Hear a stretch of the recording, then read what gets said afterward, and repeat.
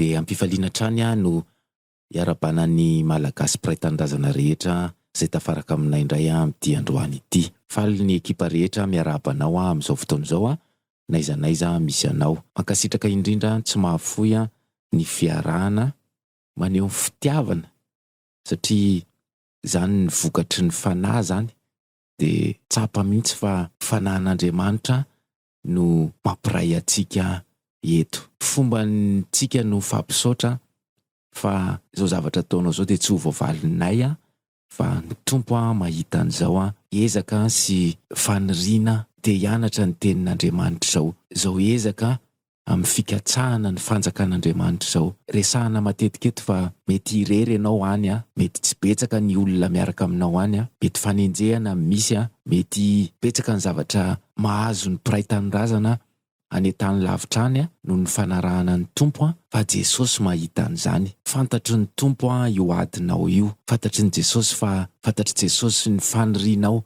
fantatry Jesosy ny aiasy ny tebiteby anetany olona any dia tsy hamelanao irery izy. Pirofo izao tenin'Andriamanitra izao manaraka ny malagasy rehetra eraky n'izao tontolo izao. Karaha misy malagasy mpiray-tanindrazana amin'izao fotoana izao matsiaro irery fa rehefa miasa, rehefa amin'ny fiainana andavanandro dia eo ny olona miresaka, mifanasa, mifanatitra, mifanerasera, fa rehefa tonga kosa ny fotoana hanomponan'Andriamanitra, ianarana ny tenin'Andriamanitra dia mialaala ny olona. Aza tao mahagaga anao zany fa ianao anie mino ianao anie zanak'Andriamanitra amin'izao andro faran'izao betsaka ny olona raha vao manaraka ny tompo ianao, raha vao mitarika, raha vao miresadresaka an'izany Jesosy Kristy zany dia miala ny olona. Tsika efa nanaiky fa na miaraka amintsika ny olona na tsy miaraka amintsika ny olona dia itsika efa nanaika, efa nanolotra amin'ny fiainantsika ho an'i Jesosy. Ka mety ho hafahafa zany, mety mahakivy zany indraindray fa ndao hibanjina an'i Jesosy,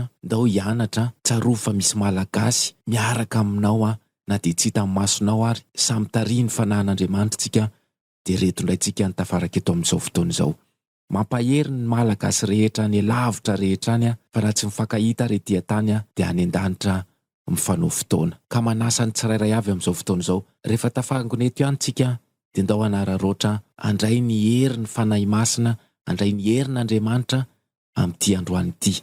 Tsy manaiky mihitsy tsika raha tsy mandray izany herin'Andriamanitra zany amin'ity androany ity mba hoentintsika indray mihazakazaka amin'izao lalan-danitra izao. Mirary ianao ny ekipa rehetra mba ho fenoina ny vokatry ny fanahy ianao amin'ity androany ity. Mba koa tsika hisaotra ny tompo noho ny fitiavany sy ny famindram-pony sy ny faharom-pony amintsika isan'andro. Tonono mihitsy zany fisaorana ny tompo zany amin'ity androany ity fa tsara izy, maharom-po amintsika izy. Efa nieritreretinao lalina ve zany hoe izao toetratsika izao, ny fahalementsika isan'andro, ny fahotana, ny ditra, ireo izay toe-panahy rehetra tsy araka an'Andriamanitra miseho eo amin'ny fiainantsika. Nefa izy dia maharom-po amintsika dia ndreto indray tsika mbola ampianarina indray androany. Ka ndao hipolotra hisaotra ny tompo tsika androany. Misaotra tompo fa maharom-po aminay ianao. Misaotra amin'ny fahatsaranao fa fandringanana ny efa sahazanay satria tsy mendrika akory izahay noho ny toetranay. Kanefa androany dia mbola reto indray tsika reto. Fa naninona tsika? Inona ny zavatra mba nataontsika mba ho mendrika an'izao famindram-po izao itsika? Dia ndao hisaotra ny tompo fa tsara izy. Ampio ary hivavaka angataka ny fanatrehany fa tsika efa zatra an'izany dia efa fantatritsika fa raha tsy eo izy dia hiala maina eto tsika. Misaotra Jesosy ny nanangonanao ny malagasy indray androany hianatra ny teninao. Misaotra betsaka ny menao fotoana izay, misaotra betsaka ny fitarianao satria ny zavatra saika ho ataonay dia zavatra hafa mihitsy.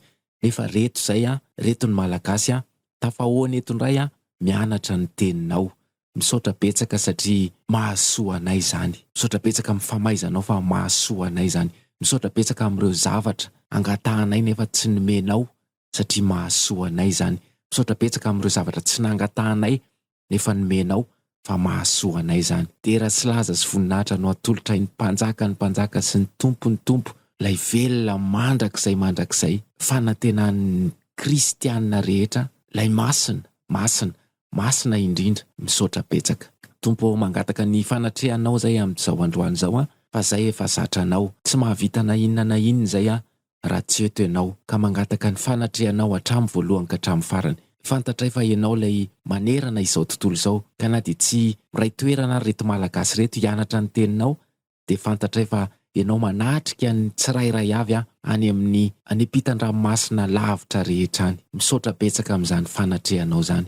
Jesosy arovo ny tsirairay avy amin'izao fotoana izao fa nantona ny teninao zahay. Arovy amin'ny asany maizina ny tsirairay avy satria tsy tiany devoly hifantoka, tsy tiany devoly handray ny fahazavana, tsy tiany devoly handray ny filazantsara ny malagasy, nefa noho ny herinao, noho ny sitraponao satria ianao manjaka aminay dia tsy manan-kery aminay ny devoly satria izay eo ambany fielofanao, ao ny misy ny famonjena, ao ny mahatsara anay.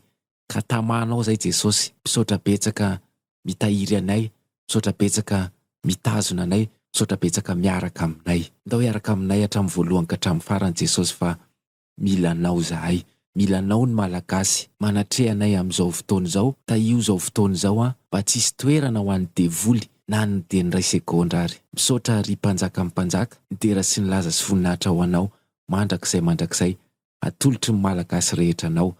Amin'ny anaranao nanaovan'ny malagasy izao vavaka izao tsika rehetra anao hoe amen. Androany tsika dia hianatra ny momba an'Andriamanitra. Raha misy zavatra tokony hianarantsika voalohany dia ny momba an'Andriamanitra, ny tokony ho fantatry ny mpanaradian'i Jesosy, ny mpianatry Jesosy. Ny momba an'Andriamanitra ny tokony ho ao an-tsaina voalohany, satria izany ny fotom-pampianarana voalohany tokony ho fantatry ny malagasy.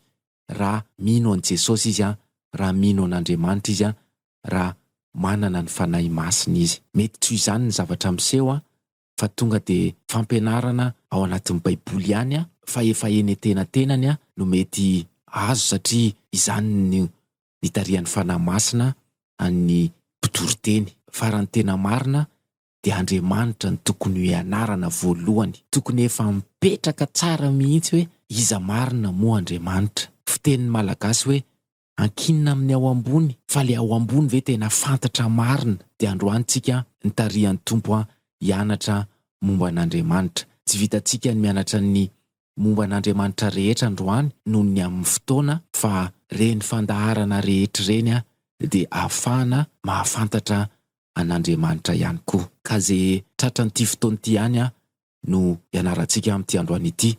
Ka manasa anao vetivety ndao anatona ny tenin'Andriamanitra amin'ny toe-panahy feno fitiavana amin'ity androany ity. Ndao zany toe-panahy feno fitiavana zany satria rehefa miresaka ny vokatry ny fanahintsika dia zany fitiavana zany ny voalohany eo. Ndao anetry tenitsika mba ho toe-panahy feno fitiavana no iarahantsika eto androany anatonantsika ny tenin'Andriamanitra. Voalohany indrindra ho ianarantsika dia ny tompo Andriamanitra tsy toa. Ovakitsika ny boky voalohany nosoratan'ny Mosesy izay atao Genesisy toko 17:1 amin'ny anaran'i Jesosy. Ary rehefa 7:70 taona Abrahama dia nisehoan'i Jehova izy, ka hoy izy taminy, izao no Andriamanitra tsy toa, mandehana eo anatrehako ka aoka ho tanteraka ianao. Bokin'ny Eksodosy toko 9:2 amin'ny anaran'i Jesosy.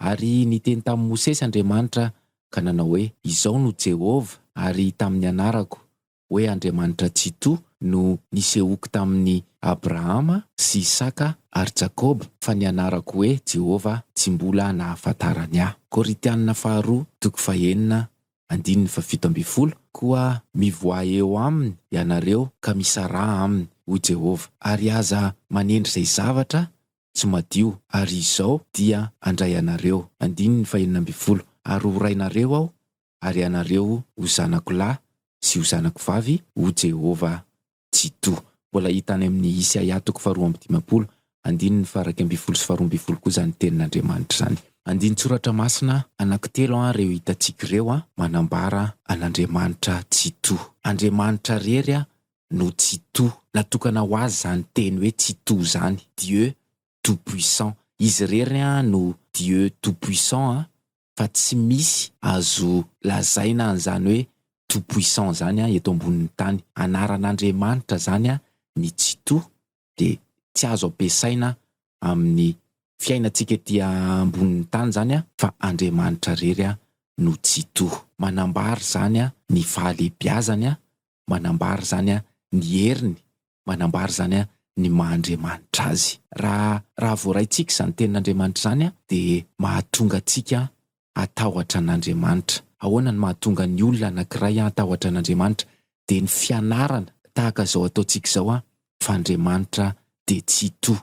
Na ny manonina n'izany fotsiny ary hoe Andriamanitra tsy toa dia efa mampatahotra zany, satria maneho ny heriny, maneho ny fahalebiazany. Ary tena izy mihitsy no niteny, izao no Andriamanitra tsy toa, mandehana eo anatrehako ka aoka ho tanteraka ianao. Ny vavan'Andriamanitra mihitsy no miteny fa izy no Andriamanitra tsy toa. Zany no mahatonga ny olona anankiray ekoaka, zany no mahatonga ny olona anankiray anaja sy atahotra an'Andriamanitra, satria Andriamanitra tsy toa izy. Karaha misy olona amin'izao fotoana izao mbola tsy tena mipetraka tsara ny fotom-pampianarana amin'Andriamanitra n'Andriamanitra, dia fotoana izao anararaotana mahasoa antsika zany. Mahasoa antsika zany mahafantatra fa Andriamanitra tsy toa izany.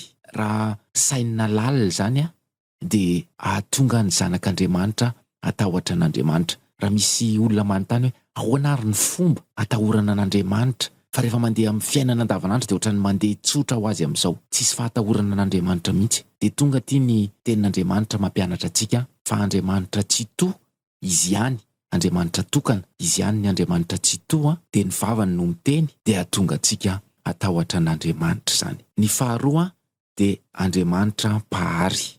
Fotom-pampianarana tokony ho ao anatin'ny kristianina ihany koa zany hoe Andriamanitra mpahary zany, mba hanoherana ny siansa milaza fa avy amin'ny bibitsika dia manao demonstration izy dia misy olona lasa tsy mino an'Andriamanitra tsony fa Andriamanitra ny mpahary. Dia tonga ty ny fotoana tonga amintsika ny tenin'Andriamanitra mba hanamafisana an'izay rehetra efa nianarana taloha tany fa Andriamanitra ny mpahary. Mbola ao amin'ny bokin'ny Genesisy ihany toko 1:1 ho vakiantsika amin'ny anaran'i Jesosy. Tany am-piandohana Andriamanitra nahary ny lanitra sy ny tany, ary ny tany dia tsy nisy endrika sady foana, ary aizina no tambonin'ny lalina, ary ny fanahin'Andriamanitra nanomba tambonin'ny rano. Bokin'ny Romana toko 7:4-5:20 amin'ny anaran'i Jesosy. Andriamanitra izay nanao izao tontolo izao sy ny eo amin'ny rehetra, izy no tompony lanitra sy ny tany ka tsy mba mitoetra ao anatin'ny deboly natao tanana. Reto andinin-tsoratra masina reto indray dia manazava fa Andriamanitra no nahary antsika. Misy olona tafaraka aminay ve amin'izao fotoana izao eto mbola misalasala fa Andriamanitra nahary an'izao rehetra izao. Andriamanitra hatrany am-piandohana no namorona ny lanitra sy ny tany tamin'ny alalan'ny teny hoe misy. Andriamanitra no nanao izao tontolo izao sy ny eo amin'ny rehetra ozy ny bokin'ny Romanina. Hatramin'izao izy mbola maneho fa izy no nahary ny lanitra sy ny tany, mipirofo amin'ny fitantanan'ny fiainantsika isan'andro san'andro, pirofo amin'ny fanomezany, pirofony amin'ny fitiavany. Dia izao zavatra hitantsika rehetra izao. Efa nianarantsika le hoe no hajambain'ny devoly ny olombery sy ny tsy mino dia tsy mahita an'izany. Eo koa ny siantifika izay tsy mino an'Andriamanitra, manindrahindra fa ny siansa marina, nefa na dia ireo olona siantifika ireo ary dia Andriamanitra nanolo-tsaina azy, fa rehefa mivadika ny olombelona dia hanompo devoly izy dia ampiasain'ny devoly hanohatra an'Andriamanitra amin'ny fahazava-tsaina, amin'ny fahaizana, amin'ny fanandratana nataon'ny tompo taminy. Dia izany mahatonga ny olona hanohatra an'Andriamanitra. Androany tonga ny tenin'Andriamanitra amerina maro amin'ny fahamarinana fa Andriamanitra no nahary antsika. Tany am-piandohana ozy ny tenin'Andriamanitra, Andriamanitra nahary ny lanitra sy ny tany. Raha misy olona mbola misalasala amin'izao fotoana izao dia itsika efa nianatra momba ny hoe tsy miady hevitra na manao commentaire fa itsika mpakatoy ny teny. Izany ny lazain'ny tenin'Andriamanitra androany hoe tany am-piandohana Andriamanitra nahary ny lanitra sy ny tany. Napisy ny tany sy ny lanitra dia napisy atsika, napisy ny zavaboary rehetra mampirindra izao tontolo izao. Noho ny amin'ny teniny dia manasa anao ny tenin'Andriamanitra tsy salasala tsony fa andro farany izao raha izao mbola misy malagasy tsy manana an'izany fotom-pampianarana izany hoe Andriamanitra lay tsy toy izy rery, Andriamanitra nahary atsika dia horombahany devoly zany olona zany. Fa androany tsy tiany Jesosy horombahany devoly ny malagasy dia tonga ny tenin'Andriamanitra mamangy atsika, mampianatra fa Andriamanitra no nahary ny lanitra sy ny tany. Andriamanitra ny teny hoe misy dia nisy izao rehetra izao. Andriamanitra no namorona ny zanak'olombelona. Izao tsika tafahony eto izao dia asa tanan'Andriamanitra. Fahatelo dia Andriamanitra ray. Hovakiana amintsika amin'ny anaran'i Jesosy ny boky faharoa nosoratan'i Jaona, andininy fahatelo. Ho aminareo anie ny fahasoavana sy ny famindrapo ary ny fiadanana avy amin'Andriamanitra ray sy Jesosy Kristy Tompo, zanaky ny ray amin'ny fahamarinana sy ny fitiavana. Boky ny Galatiana, toko voalohany, andininy voalohany. Amin'ny anaran'i Jesosy. Paoly apôstôly, tsy avy amin'ny olona na tamin'ny alalan'ny olona fa tamin'ny alalan'i Jesosy Kristy sy Andriamanitra ray izay nanangana azy tamin'ny maty. Andininy fahatelo.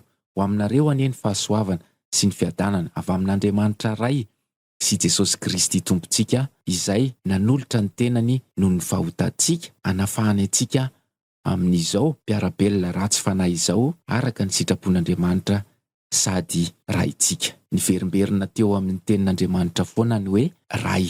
Andriamanitra zany no raintsika. Andriamanitra rain'i Jesosy. Dia mbola manamafy ihany fa izy rery no ray. Marina fa misy raintsika ety ambonin'ny tany amin'ny ara-nofo, fa tsy azo hoarina amin'izany Andriamanitra, fa Andriamanitra no raintsika. Olona mandeha ara-panahy, manana vokatry ny fanahy no mahazo an'izany. Fa raha ohatra ka mandeha ara-nofo dia tonga dia le ray ara-nofo no eritreretina. Tsy izay Andriamanitra, fa Andriamanitra raintsika mipetraka any an-danitra. Ozy ny tenin'Andriamanitra hoe ho aminareo anie ny fiadanana sy ny famindrapo ary ny fiadanana avy amin'Andriamanitra ray sy Jesosy Kristy Tompo, zanaky ny ray amin'ny fahamarinana sy fitiavana. Andininy anankitelo ireo hoentintsika mianatra fa Andriamanitra dia Andriamanitra ray.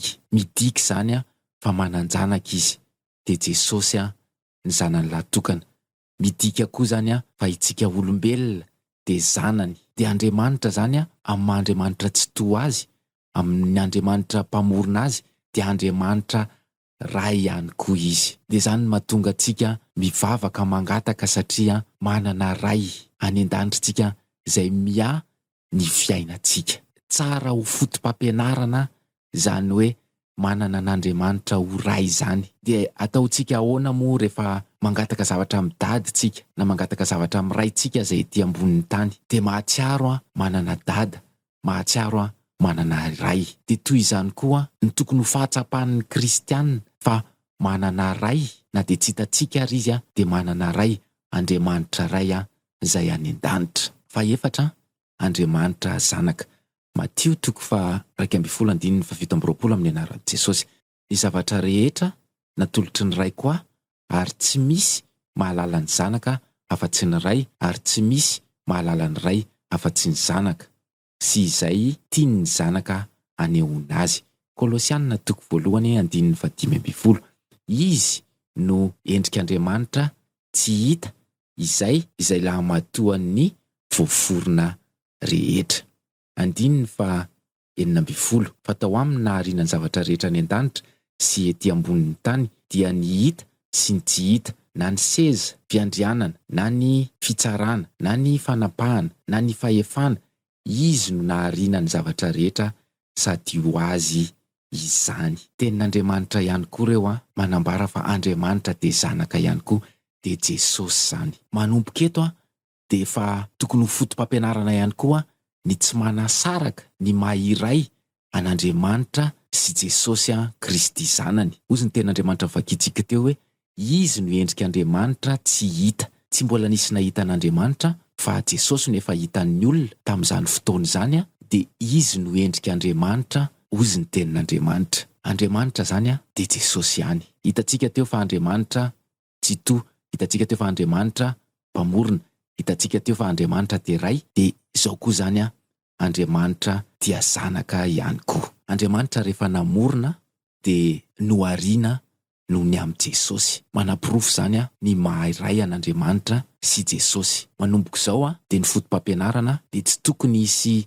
zanak'Andriamanitra anonona an'Andriamanitra mitokana sy anonona an'i Jesosy mitokana, fa rehefa Andriamanitra dia Jesosy, rehefa Jesosy dia Andriamanitra ihany koa zany.